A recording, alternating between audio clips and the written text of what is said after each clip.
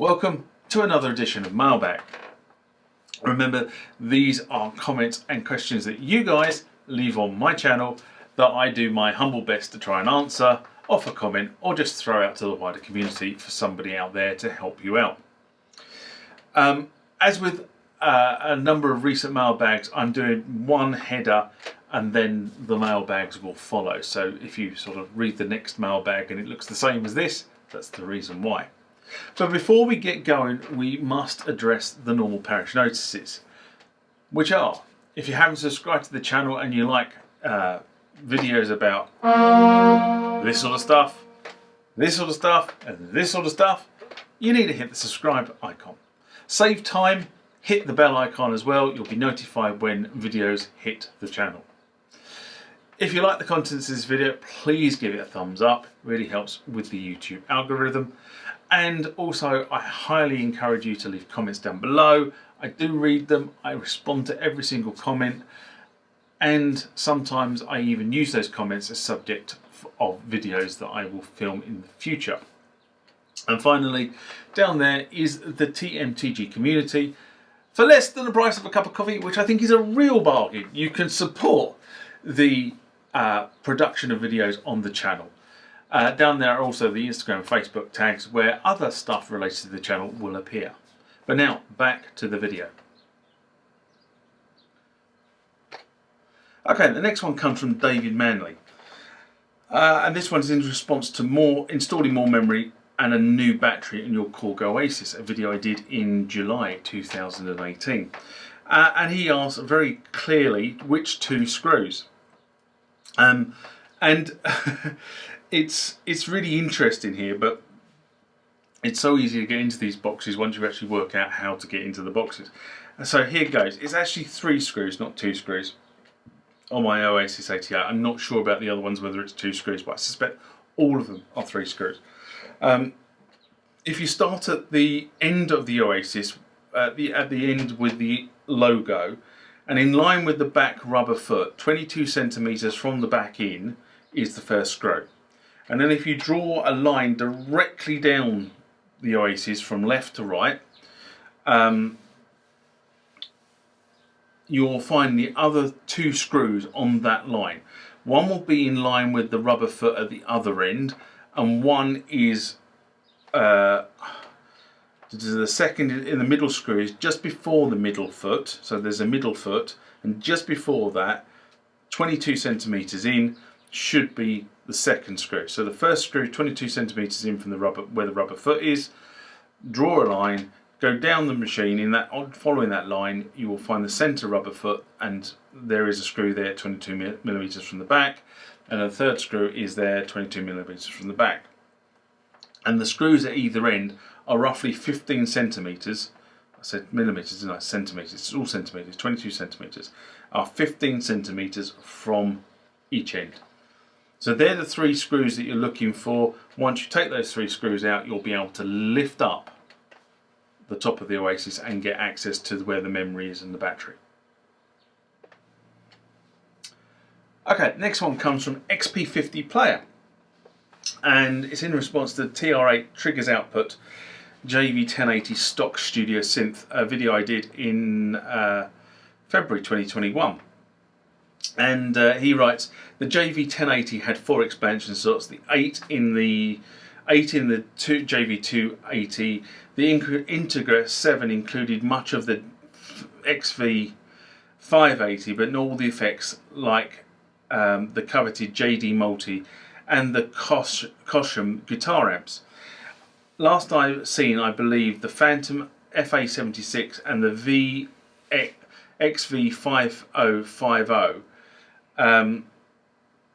The Integra also ditched per partial effects routing. Even so, it has all the patches, and some possibly undesired parameter substitutions have been made. And I've probably read that extremely poorly. But what XP50 Player does make a really good point is that the 1080 did have 4 expansion ports, and the 2080 had 8 expansion ports. But from what I can understand, the 2080 didn't sell as well as the 1080. even though it was more capable. But there you go. And I've got to be honest and say, although I've played an Integra guitar, I was under the impression that all of the 5080 was rolled up and expanded on the Integra platform. I wasn't aware that Roland had actually stripped out some of the effects out in the process. And I do wonder why they did that. I wonder if it was a licensing issue or they were just trying to make it do something in a different way. But there you go. Interesting insight into those particular modules, which were really, really good modules. Okay, next one comes from Hugh Prof, and it's about the instant gratification video I did on the S2400 in March 2021. And he said, let's keep our fingers crossed for the future possibility to have motorised sliders. I kind of think that's not going to happen in this current build. But if you've watched the videos produced by Isla Instruments during the build process, you will see that motorised phase would probably require a significant degree of re-engineering the board. I think this could be dealt with within the firmware by having a hook feature that the value is not changed until the slider surpasses where the value is. So if you have the slider set to the top and the value set somewhere in the middle, unless you bring the slider all the way down and go through that middle point, then it won't change the value. I think that's probably the easiest way to do it. Maybe Isla Instruments could add it as a feature in the next firmware upgrade. Alright, Brad? Okay, this next one comes from Tortog, and it's all to do with a video I did, an SMR I did, about who owns the name Oberheim in March 2021. And he puts a really interesting perspective on this. And I'm going to read what he says. Okay, I spent too many years in the computer world and software side.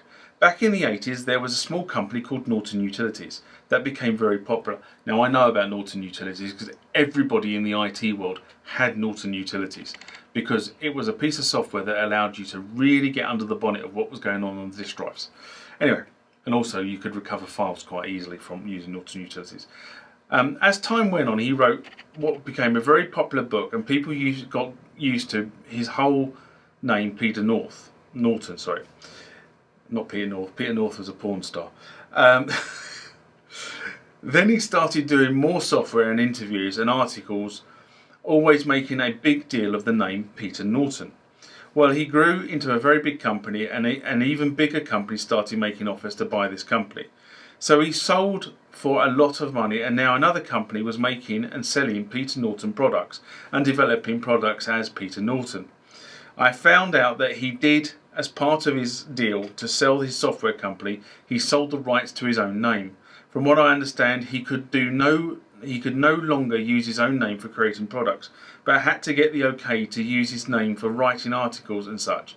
Yes, there are still Norton products being sold today, so weird that you sell your name, but he got a lot of dollars for it, so I guess he's happy.